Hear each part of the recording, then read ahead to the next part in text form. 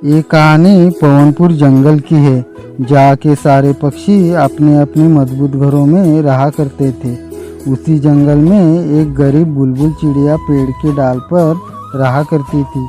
उसका ना तो कोई घर था, ना तो कोई परिवार था, और बुलबुल अकेली ही थी। उसकी इस मजबूरी के कारण कोई पक्षी उसकी मदद नहीं करता था। इन दिनों बारिश का मौसम आने वाला था। सभी पक्षियों ने अपने अपने घरों को मजबूत कर लिया था, ताकि बारिश के पानी से उनको किसी भी समस्या का सामना न करना पड़े। एक दिन बुलबुल चिड़िया डाल पर बैठी हुई थी। तभी उसके पास कई पक्षी आते हैं। अरे देखो पक्षियों, ये गरीब चिड़िया कैसे एक डाली पर बैठी अपनी जिंदगी गुजार रही है। ये चिड़िया की इतनी औकात कहाँ है तो एक घर बना सके। अरे घर तो बहुत दूर की बात है, इस चिड़िया की घोंसला बनाने की औकात भी नहीं है। सारे पक्षी बुलबुल चिड़िया को गरीब और बेघर होने का बहुत मजाक उड़ाते हैं।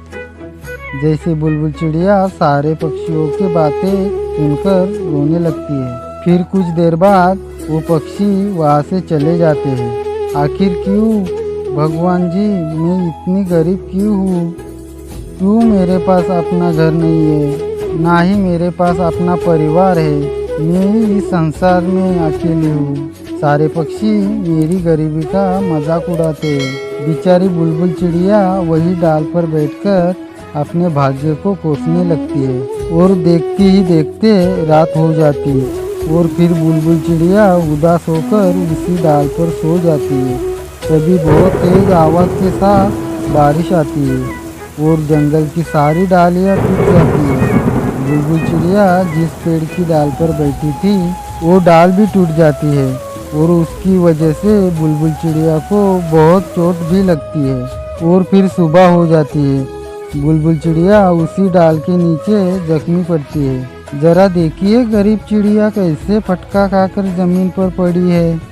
अरे कल मोही, इसलिए कहते हैं पक्षियों को अपना घर मजबूत बनाना चाहिए।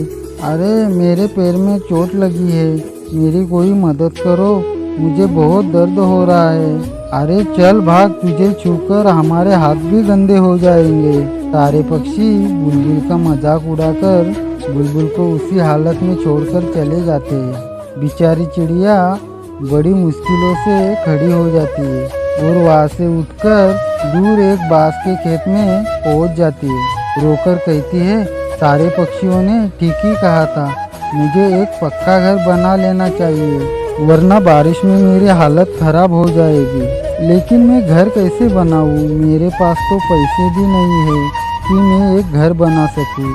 कुछ देर सोचने के बाद बुलबुल चिड़िया को अपने सामने बांस की लकड़ियाँ दिख जाती है। उसे एक आइडिया आता है। अरे वाह, यहाँ तो बहुत सारी बांस की लकड़ियाँ हैं। क्यों ना मैं इसे अपना घर बना लूँ, ताकि बारिश में मुझे अपना सर छुपाने के लिए एक जगह मिल जाएगी। बुलबुल चिड़िया वहाँ पड़ी बांस की लकड़ियों को एक जगह पर ले जाकर इकट्ठा करती है और उससे अपना बांस का घर बनाने लगती है।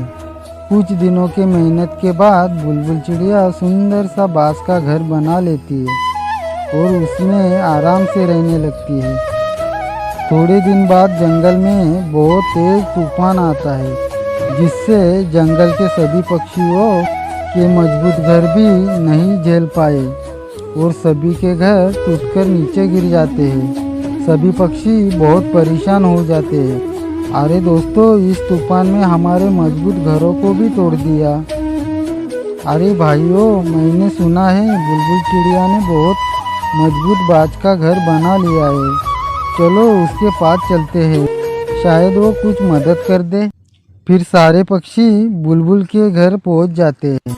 अरे बुलबुल, तेरा बांस का घर तो बहुत मजबूत है, हमारे घर तो तेज तूफान में गिर गए और तेरे इस घर को कुछ भी नहीं हुआ। हाँ बुलबुल, हमने तुझे बहुत बुरा भला कहा, तेरी कभी मदद नहीं की, प्लीज़ हमें माफ़ कर दो। हम आज के बाद तुझे उल्टा सीधा कभी नहीं कहेंगे। तो प्लीज़ हमें अपने घर में रहने दे। हम सारे पक्षी कहाँ जाएंगे? कोई बात नहीं पक्षियों, तुम्हें तुम्हारी गलतियों का एहसास हुआ, इतना ही काफ़ी है मेरे लिए। आ जाओ मेरे घर में आ जाओ।